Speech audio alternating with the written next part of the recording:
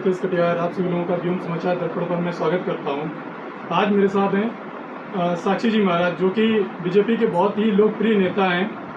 महाराज जी, आपको उन्नाव की जनता ने बहुत ज़्यादा प्यार दिया, सपोर्ट भी किया, इसके बारे में आपका क्या कहना है? उन्नाव कलम की, कमंडल की, तलवार की धरती है, ऐतिहासिक भूमि है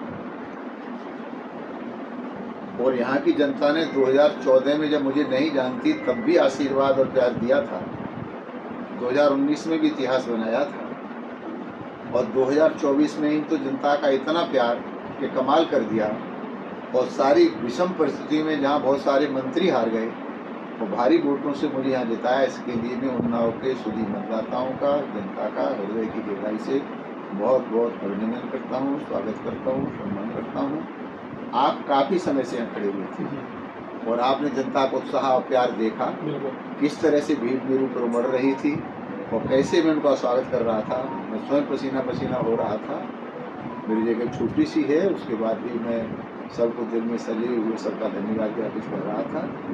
तो जनता का जो प्यार उन्नाव का मेरे प्रति है, मेरे पास शब्द नहीं है कि पार्टी का और मेरा जो सम्मान यहाँ की जनता ने बढ़ाया है, 5 साल सेवा करके उनका कर्ज उतारने का प्रयास करूँगा। महाराज जी, पिछली बार की तुलना में अगर देखा जाए तो इस बार थोड़ा सा वोट कम मिला है, इसके बारे में क्या विश्लेषण किया है आपने? विश्लेषण करना मेरा काम नहीं है, पार्टी का काम है। पूरा विपक्ष भ्रम फैलाने में सफल हुआ और हमारे आधा दर्जन से ज़्यादा मंत्री हार गए। ऐसी स्थिति में मुझे 6,16,780 कुछ इतना वोट मिला है। इतना वोट कम नहीं, ये वोट बहुत ज़्यादा है। जो मुझे 2019 में मिला था उससे केवल 78,000 वोट कम है। अंतर इसलिए कम है कि सपा बसपा लड़ नहीं पाई, सपा गठबंधन से लड़ रही थी, पैसे का खेल चला। कुछ लोग भ्रमित हुए, जैसे जाटव समुदाय कभी भी सपा को वोट नहीं देता था, लेकिन संविधान बदल देंगे इससे आहत होकर, जो कहीं बात नहीं थी, भ्रम फैलाने विपक्ष सफल हुआ तो वो भी सपा को चला गया कुल मिलाकर के। और जिस समुदाय से आप आते हैं, समीक्षा ये करनी है कि कटियार क्यों नाराज हुआ, समीक्षा ये करनी है कि पाल क्यों नाराज हुआ, समीक्षा ये करनी है कुशवाहा क्यों नाराज हुआ। तो ये समीक्षा का है, सोचेंगे कहाँ गलती हमसे हुई, हमारा समाज कहाँ नाराज हुआ, उसके कारण भी थोड़ा अंतर पड़ा। आपने जैसे विपक्ष की बात की, तो इंडिया गठबंधन इस बार विपक्ष एक मजबूत विपक्ष के रूप में सामने आया है।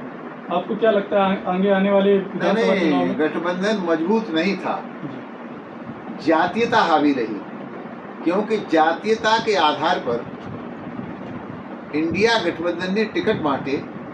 उन्हें पता था कि हम जातीयता को हवा दे पाएंगे, लेकिन मोदी तो युग पुरुष हैं। मोदी ने सबका साथ, सबका विकास, सबका विश्वास, सबका प्रयास, ये महामंत्र के साथ काम किया था। अगर हमने आवास दिया तो हिंदू मुसलमान दोनों को दिया, शौचालय दिया हिंदू मुसलमान दोनों को दिया, सिलेंडर दिया हिंदू मुसलमान दोनों को दिया, आयुष्मान कार्ड दिया हिंदू मुसलमान दोनों को दिया। तो मोदी जी ने कोई भेद नहीं किया। मोदी जी ने पूरी ईमानदारी से एक आंख से 140 करोड़ को अपना परिवार मान के देखा। लेकिन इंडिया गठबंधन जानता था कि फूट डालो राज्य करो।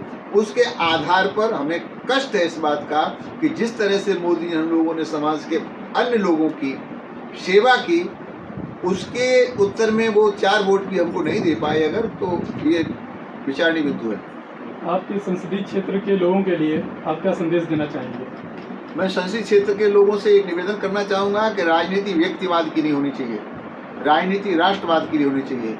हमारे लिए पहले राष्ट्र है, तो राष्ट्रवाद की राजनीति हो, जातवाद की राजनीति नहीं हो और व्यक्तिवाद की राजनीति नहीं हो। साक्षी महाराज के लिए लोग काम नहीं करें, संगठन में पार्टी के लिए काम करें। अगर जहाँ व्यक्तिवाद आ जाता है वहाँ स्वार्थ आ जाता है, और जहाँ स्वार्थ आ जाता है वहाँ व्यक्ति अपना पथभ्रष्ट हो जाता है। इसलिए मोदी जी का कहना है, पार्टी का कहना, प्रथम राष्ट्र, राष्ट्र के बाद भारत की जनता, फिर पार्टी, फिर एमएलए एमपी, फिर व्यक्ति। तो व्यक्तियों के लिए राजनीति नहीं, राष्ट्र की। बहुत बहुत धन्यवाद महाराज।